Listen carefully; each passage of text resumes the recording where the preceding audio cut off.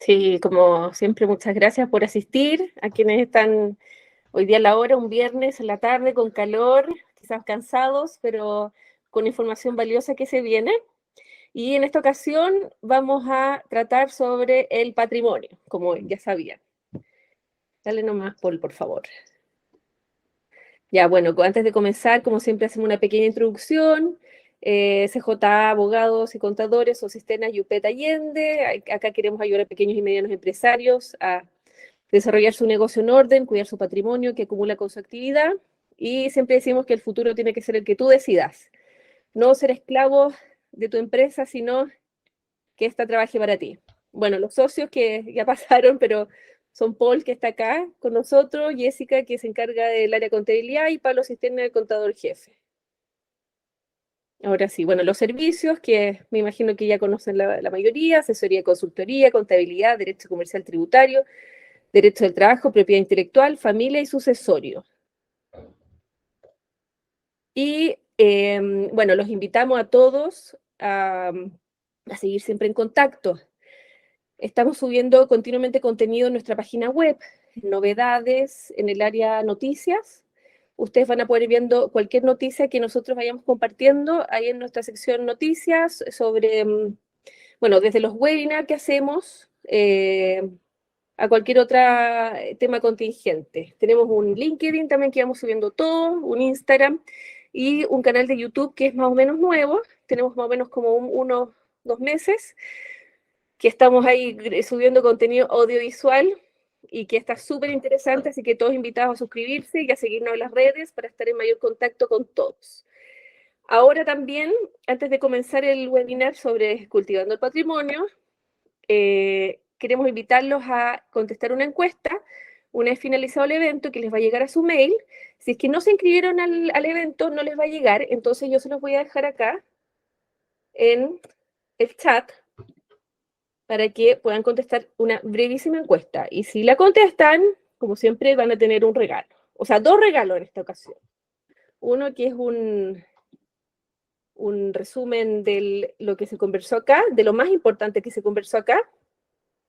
Y el otro es agendar una reunión con Paul si tienen dudas sobre lo que se conversó hoy día o cualquier otra duda que puedan tener. Así que aprovechen la oportunidad y sin más que agregar, ahora le doy la palabra a Paul y muchas gracias de nuevo por asistir a todos. Y las preguntas, como saben, al final, si quieren las pueden, una vez finalizado el evento, pueden dejarlas en el chat o mientras estamos en el webinar, o pueden levantar la mano al final para que sea más ordenado. Muchas gracias. Muy bien, entonces, a todos muchas gracias por su asistencia. En esta ocasión voy a hacer un ligero cambio en la presentación. ¿Por qué? Yo siempre tiendo a hacer estas ocasiones bien prácticas. Esta también la es, solo que me voy a saltar un pelito, un poco más a lo conceptual, porque hemos repasado básicamente cuáles son las etapas típicas de gente que trabaja con nosotros, que primero emprende, después tiene sociedades y que tiene un patrimonio, digamos que tiene bienes. Solo que en este caso el patrimonio lo vamos a usar en un sentido bien particular. ¿Por qué le importa esto a todos? No hace falta que tengan casa y departamento y más cosas todavía antes de interesarse en el patrimonio. En este caso va a ser un concepto bien práctico, básicamente lo que les queda, es lo que están haciendo y en definitiva esta vía vulgarización, lo que quiero como resultado de esta presentación es que ustedes hagan una idea de para quién están trabajando y que tiene que ser para ustedes. Y ese es el concepto de patrimonio que vamos a manejar y lo vamos a hacer usando ejemplos. El típico camino de la sociedad familiar empieza con uno que empezó trabajando duro. Puede ser no tan antiguo, puede ser con máquina, puede ser ahí, la foto representa a alguien que empezó hace rato, pero que no empezó tan de cero. Y que con el tiempo, bueno, sumó al hijo que está recién estudiado y está con la carpetita bajo el brazo, que acaba de salir de la U, y está ahí el viejo tratando de meterlo un poco en la empresa y decirle, mira, hijo, esto puede ser todo tuyo, pero tenés que trabajar y hacer las cosas bien. Entonces ese cabro dice, ya, ok, vamos con todo, y las hace todas. Intenta hacerlas todas, porque tiene mucho conocimiento, tiene práctica y tiene ahí alguien que lo sigue. Pero sin embargo, llega un minuto que se les ordena o se ve desbordado por todo lo que hay que hacer, Y como nunca ordenó, como nunca sistematizó sus procesos, como nunca formó sus vehículos jurídicos como correspondían, bueno, se le desordenó el cuento. Y a la hora de salir a pedir ayuda a la siguiente generación, porque ya el tiempo pasa, bueno, se encuentra con que los chicos no están muy bien formados para el negocio. Salió más o menos cualquier cosa. De hecho, estos chicos le dicen a los viejos que ya se olvidaron de que ya las cosas cambiaron, la plata, la producción, la gente, la vida, el negocio, el comercio está por otras vías y que ya no son las de salir a arar la tierra. Y básicamente dibujan una suerte de U, en el que la cosa, el abuelo la hace crecer, el hijo la mantiene y el nieto la consume. ¿Qué es lo típico que pasa entonces en, la, en esta suerte de ciclos productivos que son tan del capital? La típica es esta, la que no tiene plan, inicia algo, trata de entregárselo a la siguiente generación, que más o menos lo continúa, hace lo que puede, pero ya la tercera está tan desconectada del sistema que ni siquiera están. Que así sin plan, en definitiva, máximo 2 generaciones después, lo que se armó en algún tiempo se pierde. La otra, la más clásica, es la del trabajo. Son la de las generaciones de profesionales que perfectamente puede haber partido con el artesano en una primera etapa, con oficio en la segunda y después con una profesión y así. Y tradicionalmente, básicamente, esta gente vive del trabajo. La gente que vive del trabajo puede perfectamente evolucionar el tiempo, pero en forma lineal. ¿Por qué? Porque depende de sus medios, bueno, su energía y con las horas que tiene el día, con los límites del tiempo, básicamente está más constreñido. Y como solamente depende de su desempeño, su progreso es lineal si que hacen las cosas con buen orden. Y la otra son las que combinan el patrimonio. El patrimonio, básicamente, aquí, ¿por qué se dibuja una curva así exponencial? Es porque tiene un primer minuto en el que invierte, tiene cierta rentabilidad, pero la gasta en generar sistemas. Para mí, para contar el final de la película, básicamente consolida su propiedad intelectual. Combina su trabajo con sus activos y su patrimonio y su deuda y crea sistemas. Invierte y eso le permite crecer en el camino y suceder una máquina, un funcionamiento, un mecanismo a las generaciones que avanzan. En este esquema entonces tenemos los que trabajan al lote y que terminan cayendo porque se les desordena lo que hayan acumulado. Están los que trabajan, vamos a decirlo como cabeza de palo, que solo ven el trabajo y que crecen linealmente si son disciplinados y rigurosos. Y están los que combinan el trabajo con el patrimonio. ¿Qué es lo que hay que hacer entonces legal y contablemente para sostener todo este sistema? Contablemente, básicamente el esquema mental que deberían tener siempre. Suena difícil de tragar al principio, pero de hecho el regalo que le tenemos al final para los que contesten la encuesta es un esquema para entender esto. Por cierto, todo lo que voy a decir ahora es esencialmente esquemático. Me interesa que salgan de aquí con la cabeza mejor hecha, no llena de información ni con... Si necesitan respuesta a sus preguntas, para eso está el final de la presentación. Entonces, el estado de resultado presenta lo que han hecho. Y aquí se calcula su rentabilidad. Y aquí la gente que está lineal en la parte de trabajo solamente ve su estado de resultado. Es decir, trabaja, está mercadea, vende, entrega. Después, marketing, venta, trabajo. Marketing, venta, producción. Marketing, venta. Esa gente genera ventas y ahí entra plata. Después tiene una serie de gastos que son todos los necesarios para desarrollar su negocio. Y al final, después de haber gastado todo, puede haber terminado con pérdida o con ganancia. Si tiene ganancia, paga impuestos. Si tiene pérdida, no paga impuestos y los puede rentar. Y hasta la gente que solamente ve esto es cuánto vendo, cuánto gasto, cuánto me queda, son los que crecen linealmente, los que solamente ven su rentabilidad. A la izquierda ven el balance, y este es el balance propiamente tal. Esto es lo que me queda. A la derecha tengo lo que he hecho, a la izquierda tengo lo que me quedó. Y el balance se ve en activo-pasivo. Activo es, a mí la definición de activo que me gusta son las cosas que me dan. Si vamos a invertir para crecer, entonces tiene que ser no cosas que me cuesten, sino que cosas que me den. Y eso es lo que van a tener en propiedad y siempre está en equilibrio con el pasivo, porque lo que tienen viene de alguna parte y de alguna parte son básicamente sus ventas, su patrimonio, o sea, su inversión y la deuda. Entonces, aquí en el pasivo están las deudas, que son las deudas que tienen con el tercero. Su patrimonio en este sentido es el patrimonio de la sociedad, que es lo que la sociedad le debe a los socios, por eso está en una cuenta de pasivo, porque esto, digamos, es como se ve una sociedad y el patrimonio está lo que la sociedad le debe a los socios. Y el juego acá es que de las ventas que tienen y de los gastos, antes de que terminen pagando impuestos aquí, alcancen a invertir. Entonces, los que tienen alguna experiencia con nosotros y que ya tienen alguna operación en renta en el cuerpo y han visto un par de veces el balance y han visitado a nuestro querido Pablo, saben que tienen una idea de qué significa esto. En esta época del año todos estamos preocupados de qué va a ser la renta del próximo año. Y los que tienen un balance parcial saben cuánto han sido sus ventas hasta el mes de septiembre, octubre de este año, cuáles han sido sus gastos y saben si que van a tener que pagar impuestos el próximo año o no. Entonces saben si por acá, antes de que del fin de año, hay utilidad o no, entonces saben si es que tienen algún espacio para invertir en su activo, combinarlo con deuda para ver qué tanto al final voy a compartir con el servicio de impuesto interno o qué tanto voy a dejar en mi empresa para poder crecer. Normalmente, esto, aquí debería estar la mayoría de sus preguntas al final de la presentación. ¿Qué hay que saber legalmente? Ya saben por los webinars anteriores y por lo que tienen experiencia con nosotros, que lo primero que hay que hacer por limitación de responsabilidad es definir quiénes son los accionistas y la sociedad, y de hacer una sociedad. ¿Por qué? Porque la sociedad va a limitar mi responsabilidad en mi vida civil y comercial.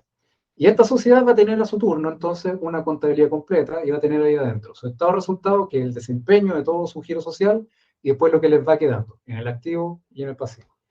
Y lo que hay que saber es que aquí se viene el derecho corporativo. Aquí es donde la ley, son la serie de herramientas que nos da la ley para ordenar todo este esquema. Esto es lo que le falta a los que tienen una curva así como una U, nunca hacen esto. Los que tienen una curva hacia arriba, ascendente, esos son los que empiezan a ordenar las cosas de este esquema. Entonces, en la sociedad 2 que tenemos, a esa es la sociedad operativa, la que echa humo y a donde están todas mis obligaciones, la sociedad 1 arriba, que va a estar a salvo, donde voy a meter mis activos, donde voy a acumular mi patrimonio y que va a estar siempre a disposición de los accionistas de arriba. Y ahí está el derecho corporativo porque hay socios por una parte, hay administradores por la otra, hay varias sociedades donde se alojan distintos negocios o se alojan los activos. Después está el derecho al trabajo, fíjense que lo puse ahí abajo, porque los trabajadores producen la renta y además pueden ser fuentes de responsabilidad. Entonces se pone ahí donde los ingresos se generan y para limitar ahí las obligaciones por las cuales podrían llegar a responder. Después está el derecho inmobiliario, lo pongo como el caso típico de gente que acumula patrimonio. Generalmente, cuando ven un poco de plata y quieren acumular e invertir en activos, al tiro piensan en bienes inmuebles, que está bien. Entonces, sin embargo, la forma en la que circulan los bienes inmuebles aquí está sumamente normado, tanto civil como tributariamente, entonces hay que tener cuidado dónde lo voy a alojar y con qué flujo. Todo esto tiene que hacer sentido tributariamente. Si hay algo que puede impactar todos sus resultados son precisamente los impuestos. Y toda la práctica que hayan generado hay que darle sentido con contratos. Los contratos van a sistematizar justamente todo su modo de trabajo. Ahí está lo esencial de su propiedad intelectual. Y por lo demás hay requisito legal y tributario para poder dar fe de todo lo que están haciendo. En efecto, todo lo que van a hacer aquí si lo consiguen acumular, si consiguen de verdad generar un patrimonio grande, lo más importante va a ser su propiedad intelectual. Si algún día llegan a vender su negocio a alguien, a un gran comprador, lo que les va a comprar no son sus trabajadores, no es o quizá el root, no son ustedes mismos, no son sus instalaciones, no son sus computadores, no son sus celulares, no, lo que le va a comprar es su propiedad intelectual, es su posición en el mercado, es su clientela y es su sistema de trabajo. ¿Por qué cuando a su unidad, a su estructura, cuando le meto un input y se produce, sale un resultado sistemático y escalable? Bueno, todo ese mecanismo, todo ese funcionamiento va a ser su propiedad intelectual, que va a estar traducida en contratos y en una serie de procesos, y y ese es definitivamente su patrimonio más valioso. Y si algún día quieren todo esto suceder a una siguiente generación, porque en vez de venderlo quieren conservarlo en su familia, entonces tienen que obedecer a las normas de derecho sucesorio y anticipar sus efectos. Estos son más o menos nuestra caja de herramientas para darle sentido a todo lo que están haciendo, a todo lo que están acumulando y poder conservarlo en el tiempo. ¿Cómo deberían, entonces, en una suerte de línea del tiempo, esquemáticamente, cómo deberían estar consiguiendo su negocio? Lo que tienen que ver ahora una cosa es lo que hacen y otra cosa es lo que soporta su negocio. Y yo aquí de lo que le estoy hablando es jurídica y contablemente, cómo son estos, en qué consiste este vehículo, que soporta su actividad. Da lo mismo si son abogados, ingenieros, arquitectos, artesanos, eso es lo que hacen. Estoy hablando aquí de lo que soporta lo que hacen y que les va a permitir el día de mañana acumularlo patrimonialmente. Entonces la historia empieza con un negocio, primero tienen que saber que tienen algo que ofrecer en el mercado y alguien que se lo compre por plata. Si consiguen cerrar el negocio, entonces rápidamente hay que hacer una sociedad. En la sociedad va a ser el escudo de Capitán América con el que van a poder limitar su responsabilidad civil y comercial por todo lo que pasa en la circulación comercial, y lo van a tener que compartir con determinados socioaccionistas y definir quién se ocupa, y en este mismo va a estar, en esta sociedad que tiene patrimonio propio, va a tener su contabilidad y va a ser igual, usted igual en todas las sociedades, va a tener mínimo estado, resultado y balance, es decir, va a tener una forma de medir su desempeño y ver cuánto les queda. Van a funcionar entonces y al interior de la sociedad van a tener un modo, un mecanismo de producción con trabajadores y van a tener relaciones con proveedores, por un lado, y finalmente con sus clientes. Rápidamente, si llegaron hasta aquí, tienen que pedir su marca. Y sobre todo ahora con la rapidez de las redes sociales, hay mucha gente que usa su marca y en semanas se las copian si es que tienen algún éxito. Bueno, la marca hay que pedirla de inmediato. Y después echan a andar, echan a andar la máquina y ven el resultado y se dieron cuenta que son rentables. Y ese es el primer paso. El primer paso es ver que de sus ventas, menos sus gastos, les queda plata. Y de esa plata y esa plata que es la plata fresca, la plata orgánica que viene de sus ventas y que les queda después de pagar los gastos esenciales, pueden combinarlo con inversión de terceros, que van a poner plata por una parte de la propiedad de su sociedad, o deuda, que hay gente que pone plata con la expectativa de que vuelva con un interés. ¿Por qué? Porque ahí, digamos, tienen que manejar una suerte de acordeón o de balanza, que es con la del crecimiento. La gracia de ver en su balance dónde se encuentran es ver si necesitan trabajar para ser más rentables o bien si se pasan a la siguiente etapa, que es la de crecer. Crecer significa vender más a más gente o agregar valor o subir mi precio o diversificar mi producto. Eso es crecer. Aumentar mi venta, sé porque aumenté el mercado, sé porque aumenté mi oferta. Hecho eso, cuando estén balanceándose entre rentabilidad y crecimiento, van a estar complejizando su estructura corporativa. Y este es el esquema de base: tienen unos socios, tienen una sociedad patrimonial o de inversiones, holding se le dice un poco más científicamente, y esa normalmente es la que abajo tiene la sociedad operativa. Esto es el esquema de base, porque en verdad hay que ver con quién la voy a compartir, quiénes la van a administrar, qué negocios se van a juntar o se van a separar y hacia dónde va a partir lo que esta sociedad haya acumulado. Así que esto puede ser harto más complejo, pero básicamente el principio es: generalmente arriba siempre hay alguna persona natural final, entre medio se interponen las sociedades de inversión que acumulan el patrimonio, que generan las sociedades que están abajo, que son las operativas, que son las que echan humo, porque adquieren obligaciones para generar resultados.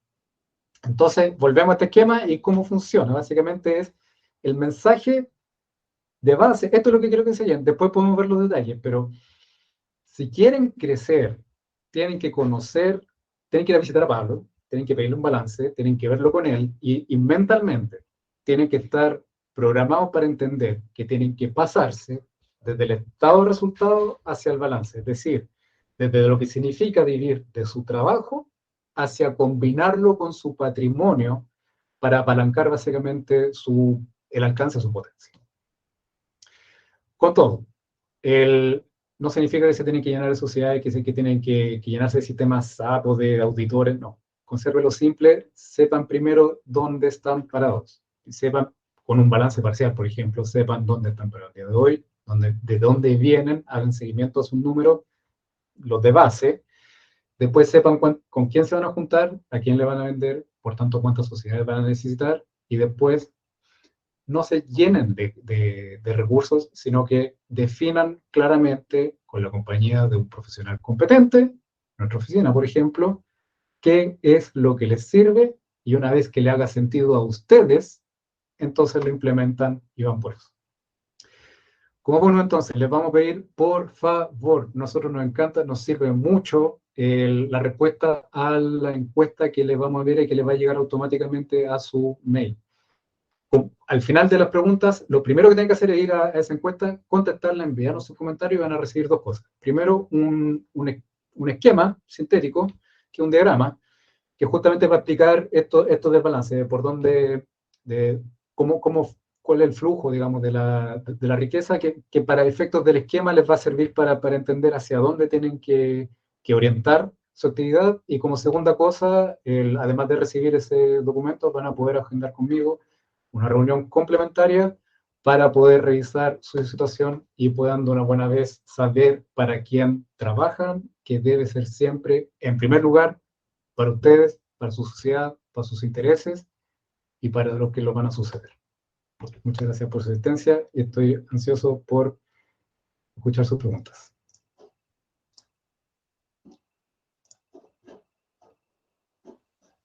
Muchas gracias, Paul. Ahora ahí tenemos, eso iba a decir, si alguien tiene preguntas, levante la mano. Activa tu micrófono y te escucho.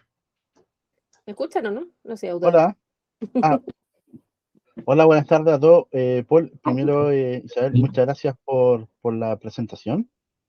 Súper clara, me encantó un poco bien los conceptos. Nosotros somos una empresa de ingenieros civiles. No está sonando mi micrófono, espérame.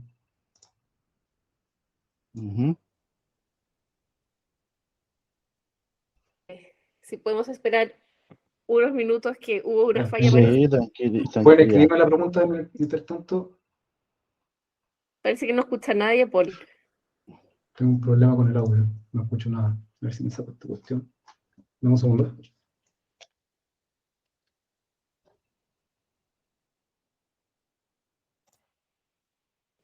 A ver, ahí. Nosotros te escuchamos. ¿Ustedes me escuchan ya? Yo no estaba escuchando, pero ahora sí lo escucho. Ya, Eduardo, por perfecto. favor. Vale. Súper. Oye, entonces, de nuevo, muchas gracias por la presentación. Súper didáctica. Nosotros somos una empresa de ingeniería civil. Por lo tanto, nuestros clientes son otras consultoras. Básicamente, yo trabajo mucho en el mundo del subcontrato.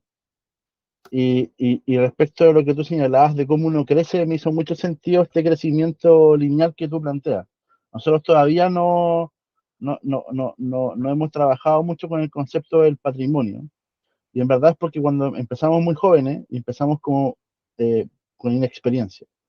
Entonces, de a poco hemos ido construyendo este tema de utilidad y esas cosas. Y ahora, por ejemplo, nos llama la atención con este mundo pandémico que existe, adquirir, por ejemplo, un espacio en una oficina, pero no una oficina gigante ni nada, sino algo que permita ir cuadrando, ponte tú, gente que vaya unos días, otra gente que vaya otros días, y combinarlo con el trabajo a casa. Entonces, en base a eso, nosotros solamente tenemos una sociedad de responsabilidad limitada, que es con la cual nos fundamos. Entonces, de tu presentación entiendo entonces que el esquema que yo debería seguir es crear otra sociedad donde básicamente pueda poner mis recursos de esta otra, digamos, y en esa hacer la gestión inmobiliaria de comprarla, estas cosas y avanzar, ¿o no? Esa es un poco mi pregunta, que yo no sé cuál debería ser como el esquema con que deberían funcionar estas. Bueno, yo soy una consultora de ingeniería, pero me imagino que es un esquema que es como más conocido y no sé si eso cambia mucho ahora con el cambio de este tema también del IVA. ¿Ya? Eso. Mira, súper buena pregunta. Esa es justamente lo que pasa rápidamente apenas hayan conseguido un poco de rentabilidad. Mira, lo primero, antes de ponerse muy creativo, hay que ver cuáles son los riesgos de base que va a tener, los típicos en derecho. Y lo primero que necesito preguntar es si en esta sociedad que ofrece esos servicios, si tienen trabajadores, proveedores o clientes a los cuales podría ser difícil responder. O sea, tenemos trabajadores, sí. ¿Ya? Trabajamos con, o sea, los mismos 3 socios que fundamos la empresa trabajamos, y ahora tenemos 3 personas más que nos acompañan. Somos chiquititos, ¿ya? Proveedores, funciona mucho en el esquema quizás de un asesor externo que a veces llamamos para un tema específico, porque obviamente no está como el recurso para tener un senior súper seco todo el rato contigo, porque es inviable, ¿cierto? Así que tenemos como ese tipo de asesor, pero no tenemos como proveedores tecnológicos y cosas así. La verdad es que generamos todos nosotros. Y de hecho, en estos últimos años nos hemos dedicado como a automatizar nuestros procesos a través de rutinas computacionales para ser más eficiente y atractivo el producto a los clientes, ¿ya? Eso es como el esquema que hemos seguido. No sé si respondo con Sí, eso. sí, no, eso es súper importante, justamente porque la verdad cuando se crece, o sea, si llegan a tener la oficina y se vuelven más rentables, van a tener capacidad, básicamente se van a llenar de obligaciones también. O sea, van a contratar más gente. Y cuando empieza a agarrar vuelo esto, empiezan a incluso perder el susto, a llenarse de obligaciones por las cuales podrían terminar respondiendo. Y lo primero que tenemos que evitar es que el día que respondan, que tengan que responder con el patrimonio que hayan conseguido acumular en el tiempo. De hecho, más terrible todavía si uno ya tiene patrimonio acumulado y ya está pagado porque ya pagaron la hipoteca y cuantas cosas así, uno se vuelve un blanco, la verdad. Y eso es muy típico entre los abogados. Cuando vamos a demandar, hacemos una búsqueda de bienes y si nos encontramos que hay bienes que ya están perfectamente pagados, entonces que podemos precautoriar y que podemos servirnos para hacer responder, la verdad es un instrumento de presión súper grande en el minuto de tener un litigio. Y que puede ser de naturaleza, que puede ser civil, comercial, laboral, de la naturaleza jurídica que sea. Entonces, la respuesta corta es sí.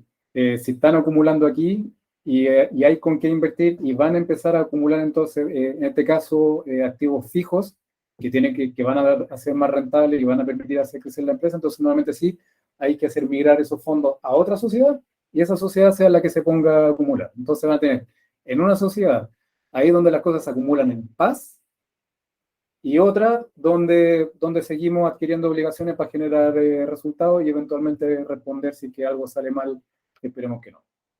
Después, en este mismo esquema de ver qué rentable, lo que tienen que calcular ustedes, y digo ustedes porque es ingeniero, es básicamente el retorno por inversión en este caso la oficina. Hay un montón de cálculos para ver si es mejor arrendar, si es mejor comprar, si conviene pasar por un leasing para efectos financieros. Hay modos de adquirir el patrimonio que son unos más eficientes que otros. Generalmente eso también se resuelve con contrato. Las alternativas son básicamente comprar, leasing y en caso de comprar con crédito hipotecario, lo típico, si pueden acceder a la deuda. Y eso sí va a tener que ser en una segunda sociedad. Ahora, si te fijas en esta segunda sociedad, que hacen las inversiones, primero van a tener este inmueble, pero va a ser parte de un grupo. Y lo digo porque en caso de que tuvieran que vender toda esta historia, sí que podría ser separado juntos porque en la sociedad operativa donde están trabajando y donde está toda esta gente tan capaz, ahí se va a acumular la propiedad intelectual. O sea, el día que te compras esa sociedad, porque básicamente ya es un proveedor de grandes compradores y además, qué sé yo, ISO y tiene todo eso, tiene toda esa gracia. Entonces, sí, digamos, no es una sociedad donde, digamos, van a estar juntando el carbón y se va a poner negra, sino que ahí también van a acumular un determinado patrimonio. Y esto para decir que su modo de producción no debería ser el trabajo puro y duro, sino que también un modo de trabajar lleno de propiedad intelectual hecho para hacer más eficiente el resultado de la sociedad. Sin embargo, es rarísimo tener que responder con la propiedad intelectual. Eso es raro que te hagan responder con eso. Entonces, así se puede acumular en esta sociedad operativa y después verán el día de mañana, cuando hayan conseguido escalar su negocio o estén en vías de escalar, de todo esto, qué es lo que van a vender. Perfecto. Muchas gracias. Voy a dejar que otra gente pregunte. Muy bien. La pregunta de Eduardo es súper buena y me la pueden. Es probable que haya muchos acá que se hayan sentido respondidos con esa pregunta, pero es muy, muy ilustrativo hacer harto ejemplo con esto. O sea, si alguien quiere hacer una pregunta parecida a la de Eduardo, deberían ser las preguntas más normales en esta ocasión. ¿Pueden levantar la mano? Y si no lo hacen, soy yo el que le va a hacer pregunta a ustedes, pero nadie.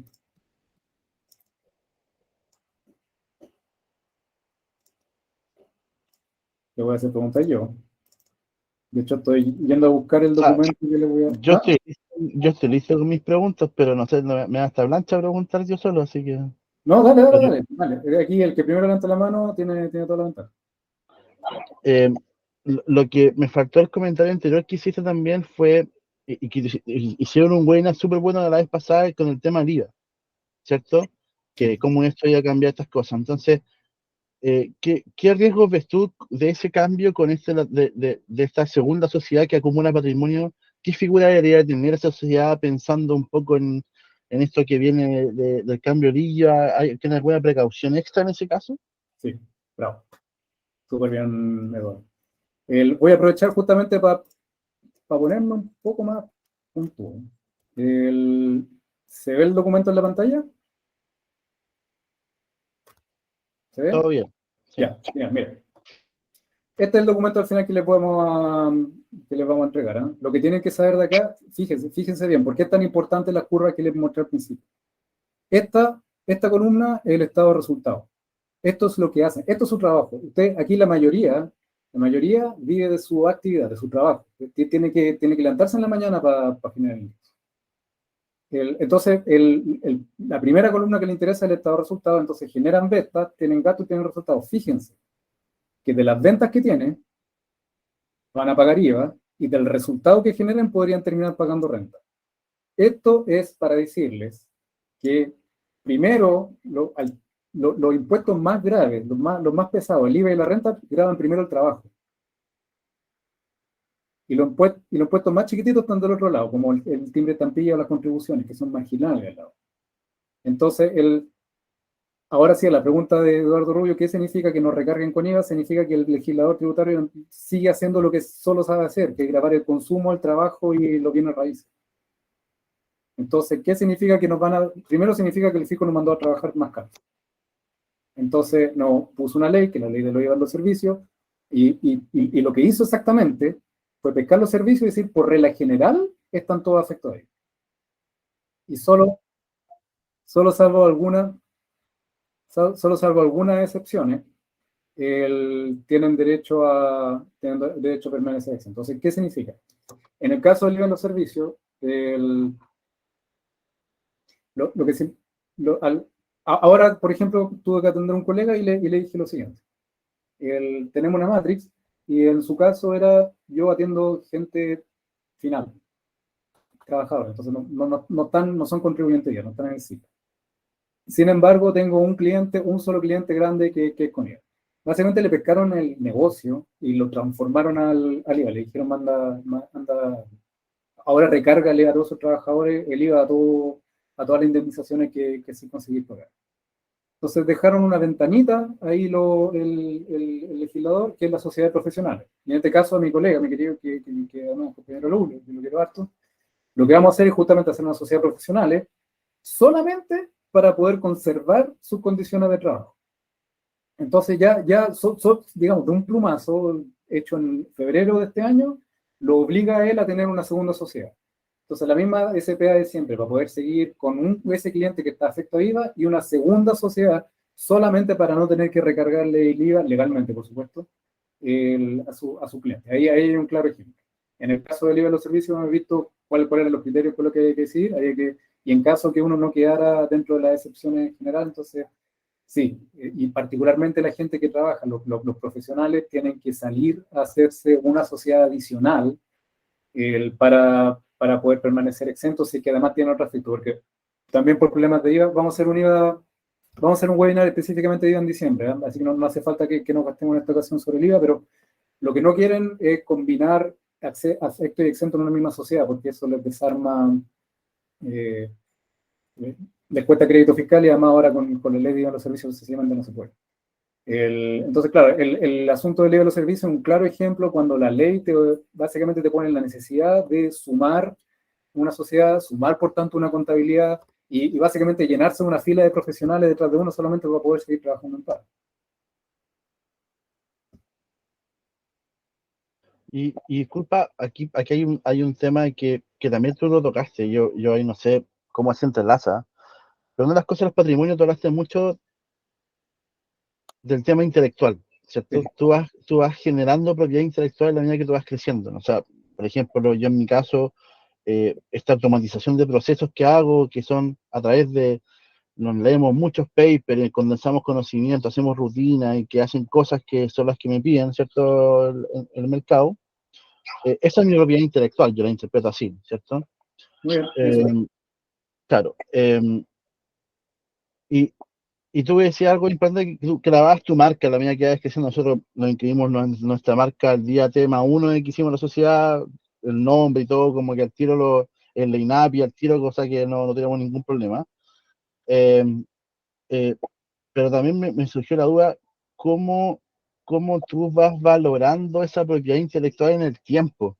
Nosotros llevamos 10 años, partimos el 2013 con crisis, así ganando nada cada uno, digamos, invirtiendo básicamente todo nuestro trabajo en que esto creciera. Y de repente como que nos han preguntado inversionistas, ya, pero ¿cuánto vale tu empresa? Chuta, es complicado responder esa pregunta para mí, y me hablan de patrimonio y esas cosas, y la verdad, los tres ingenieros como súper técnicos en un área específica de la ingeniería, no todos expertos como en finanzas, por así decirlo. Entonces, ¿existe alguna manera de valorar eso? O sea, de valorar cómo te ve el mercado y cuál es la valoración económica que te hace el mercado de ti mismo. Sí, genial, Eduardo está haciendo todas las preguntas que hay que hacer en esta ocasión. Primero, la parte más formal, la parte más dura, es cómo se evalúa el valor de una sociedad. Bueno, por su patrimonio. En la misma cuenta que les presenté en balance y en activo-pasivo, en pasivo está la cuenta patrimonio. Ahí básicamente es donde fluye, en definitiva, la suerte de diferencial que están generando y, por tanto, el patrimonio que se acumula en número. Pero eso básicamente viene del giro asociado, que cómo están haciendo circular la riqueza, las ventas que están generando, la deuda que están asumiendo y la inversión que reciben. Esa es la parte dura. Cuando a uno le piden a una sociedad que así, ¿cómo hacemos para evaluarla y hay que tasarla? No, el valor de las acciones se divide por el valor del patrimonio, para decirlo esquemáticamente. Después, ¿cómo se hace para evaluar el valor de esa propiedad intelectual? La parte más sofisticada tendríamos que conversar del famoso goodwill, que además tiene efecto tributario, que tiene que ver con justamente todo este capital que no es físico, cómo se acumula ahí. Y sí, se puede poner un valor en los activos, básicamente. Los registros de marca, por ejemplo, van a ser un activo en su balance y eso se le puede poner un peso y se puede valorar.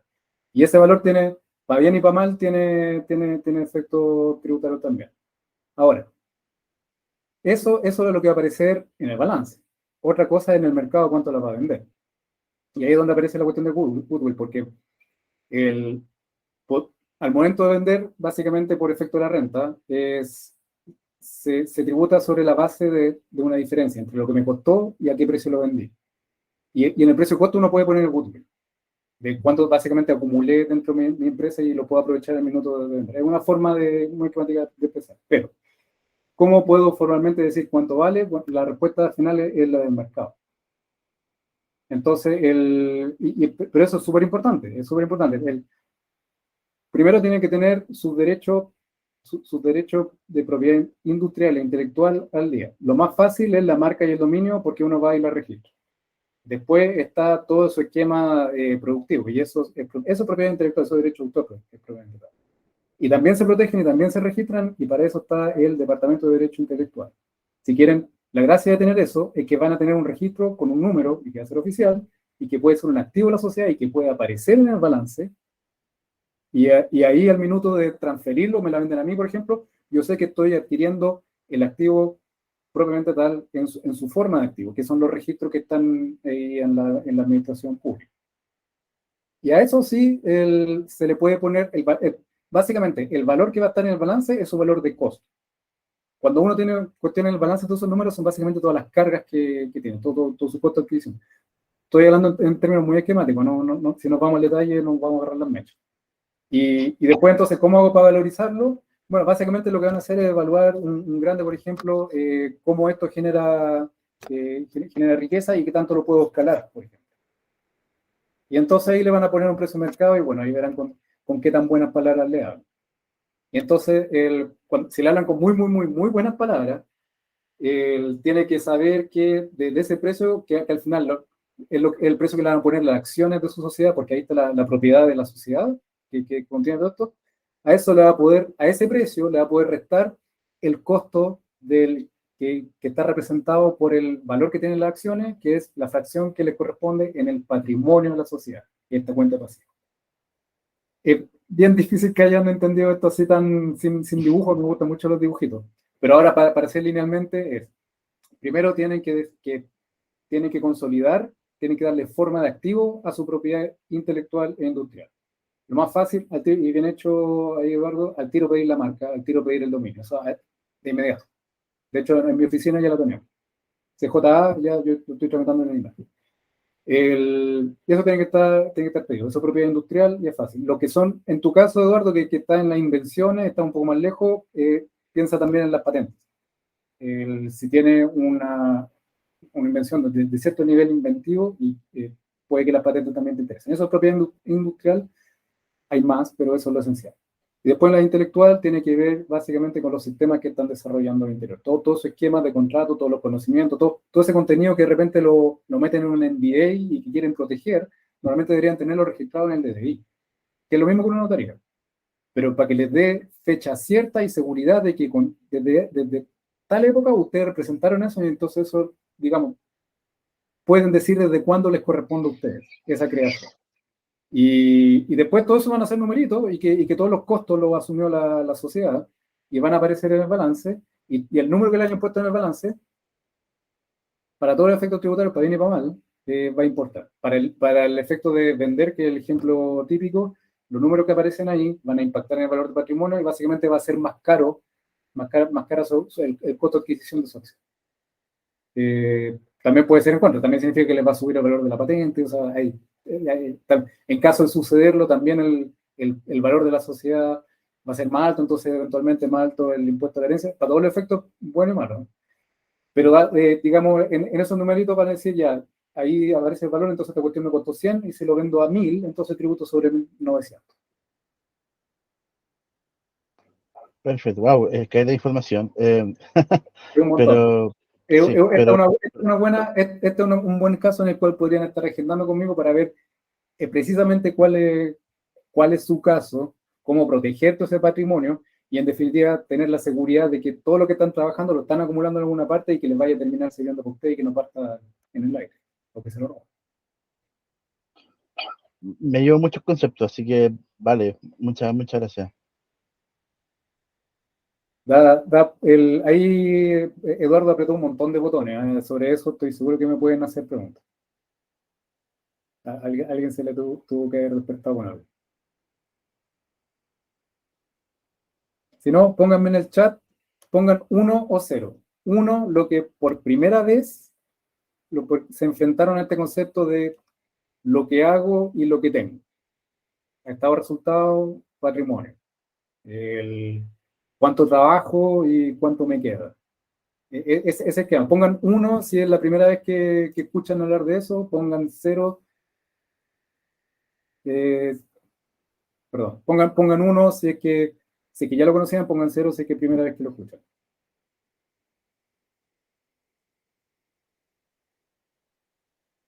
¿Saben ocupar el chat, verdad?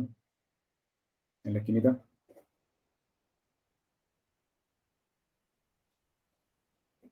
Primera. Bien, muy bien. ¿Alguna vez lo habían escuchado? No, ya.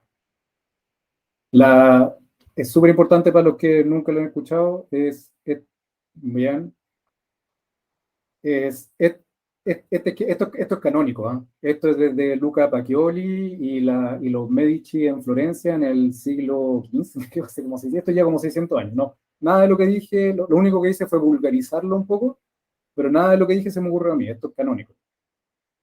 Todo desde Marx hasta Milton Friedman, como quieran ponerlo, todos usan este esquema para medir la riqueza. Y siempre se trata son las dos fuentes de riqueza principales son el trabajo y el patrimonio. Y la gracia de tener un balance y de tener toda esta estructura jurídica es precisamente para que puedan ir midiendo y siguiéndolo. Si creen que tienen contabilidad porque hay que cumplir con la ley y hay que declarar impuestos mensuales y anuales y se lo dejan entregado a su contador, entonces ustedes se deben una reunión con su contador para que le expliquen estas cosas. Es atroz medir toda esta cuestión y darse cuenta cuánto uno de verdad está haciendo. O sea, medirlo con números afecta mucho o digamos, permite a uno redimensionar la percepción que tiene uno sobre su... ¿Sí, Eduardo? Solamente dos consultas adicionales. La primera es, en este esquema que hablaste recién, y el ejemplo que tuviste con tu cliente de que, me imagino, él era una sociedad de responsabilidad limitada, que básicamente va a tener que cambiar a una SPA para poder tener ese otro cliente y no perderlo, básicamente, que tiene que tributarlo.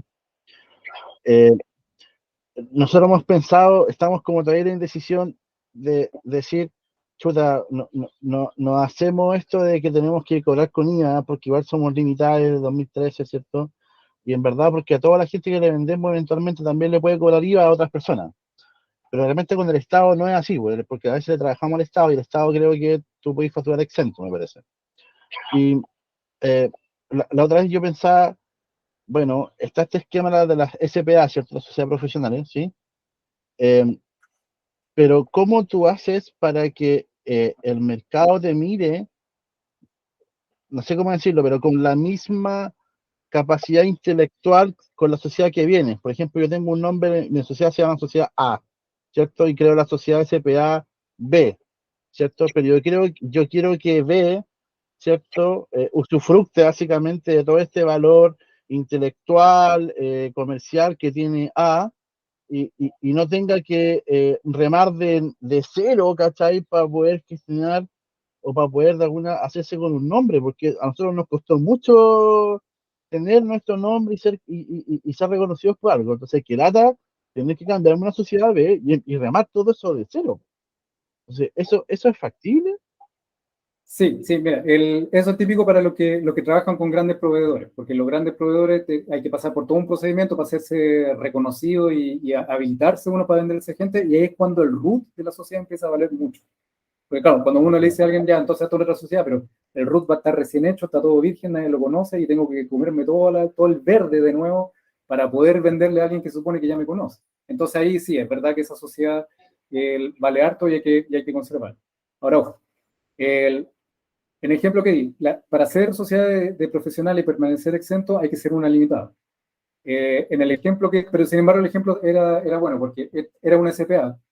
Y esta SPA sí está reconocida por aquel cliente, entonces la SPA como proveedor, y esa es la que vamos a conservar en este caso. Y lo que vamos a hacer es crear una nueva que va a ser la sociedad de profesionales que va a pasar a ser exento.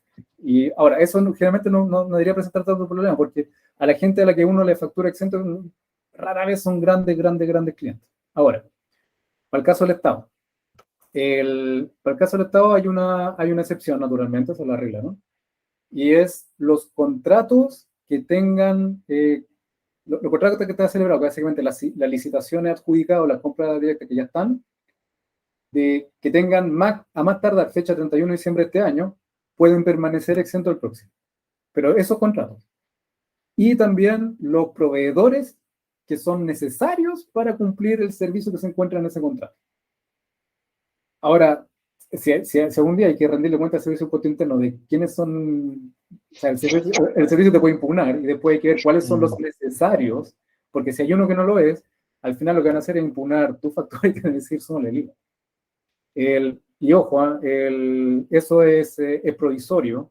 Eso es provisorio y con el Estado por una razón muy sencilla, para decirlo en términos prácticos, y es que generalmente cuando tienes un contrato con el Estado y te asignan un número de plata, esa plata no va a cambiar. Entonces, si con la misma plata tenéis que sumarle el IVA, básicamente vais a trabajar por bolitas de dulce, entonces te están diciendo que el contrato que ya tengáis y este año, el próximo, aunque se haya efecto exento tú ese lo vas a poder facturar exento en 2023, mes de mayo, porque tu contrato es anterior.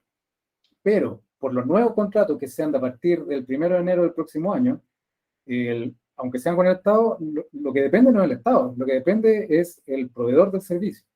Y por regla general, los servicios ahora a partir de entonces van a ser con IVA. A menos que se encuentren en el artículo 12 de la ley del IVA, el artículo 13 de la ley del IVA, y que sea una sociedad profesional. Y los de ingeniería no están en el 12 del IVA, entonces... No, para nada, no. Estamos seguros que no. Entonces, la única forma de que puedan permanecer exentos es con una sociedad profesional. Si no. Y la otra pregunta es cuando ya, si nos decidimos armar esta sociedad para el patrimonio y queremos comprar un activo inmobiliario ahí, como yo te decía, el de la oficina. ¿Cómo se maneja contablemente eso? Por ejemplo, esta otra sociedad, las inversiones, como que le arrienda a la otra sociedad la oficina. Por ejemplo. Como, por ejemplo. Ya, perfecto. Ya. Claro, justamente esa es la forma de sacarle retorno por inversión a la oficina. Entonces, hacen esta otra sociedad, compran una sociedad y se la arrienda a la que opera. Y ahí es típico el uso del leasing, por ejemplo, porque el leasing es más caro, pero tiene la ventaja de que te permite hacer que la propiedad se pague con la actividad.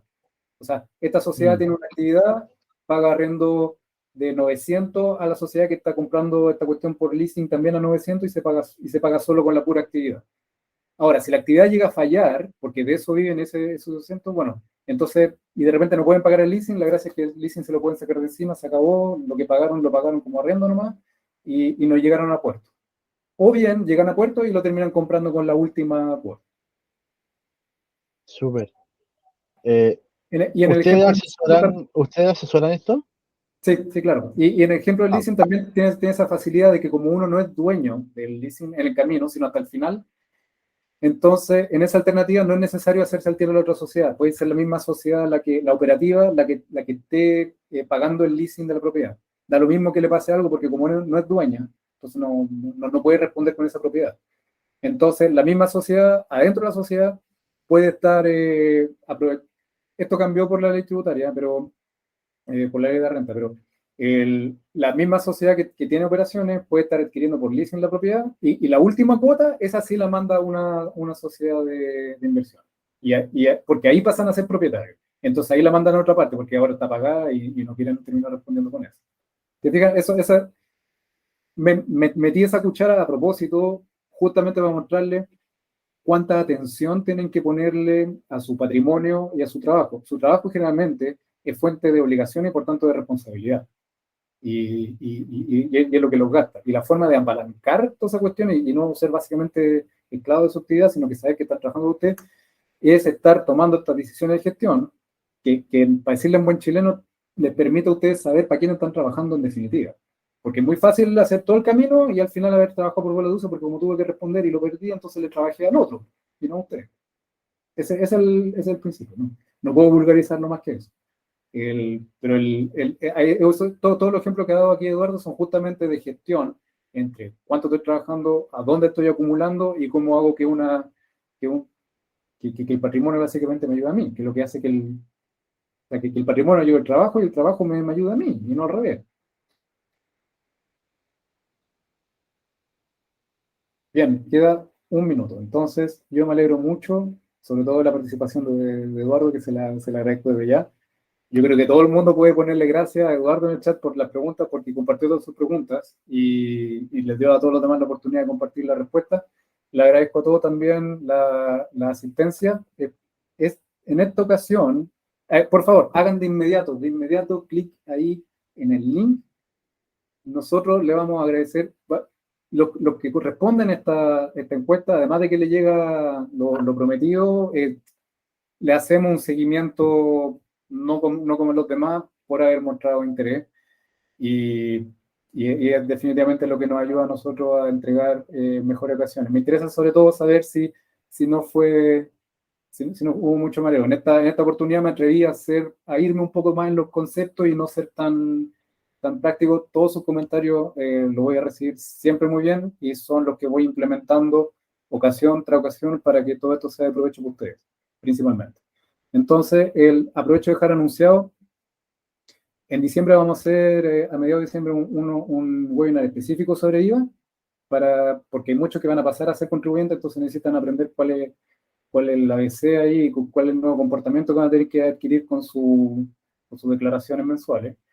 Y voy a proponerles también a fin de mes una hora en la que me van a poder hacer todas las preguntas que quieran, pero les voy a preguntar primero si es que les interesa y generar esa discusión, donde yo básicamente pues ya no voy a parecer tan formal, sino que de verdad me pueden hacer todas las preguntas que sean jurídicamente relevantes y que por supuesto sean de utilidad para su negocio.